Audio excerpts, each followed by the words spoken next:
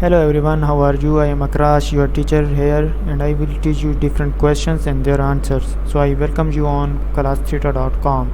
So our today's question is: Can company reports the following costs and expenses in May: factory utilities 16,200, tract labor 73,000, depreciation on factory equipment 14,350, sales salaries 51,000, depreciation on delivery trucks 4,300, property taxes on factory building 2,800, indirect labor 50,700, repairs to office equipment 1,400, indirect materials 82,800, factory repair 3,040, direct materials used 1,41,700, advertising 16,800, factory manager salary 8,100, officer supplies used 3,630, and the answer of the question is: determine the total amount of production cost. Direct material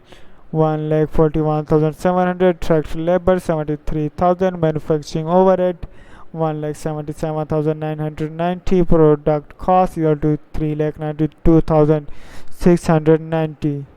Thank you for watching the video. If you have any question related to this video, please post a comment below. If you have any question in your mind, you can also post on the website and I will be answering you in the next video.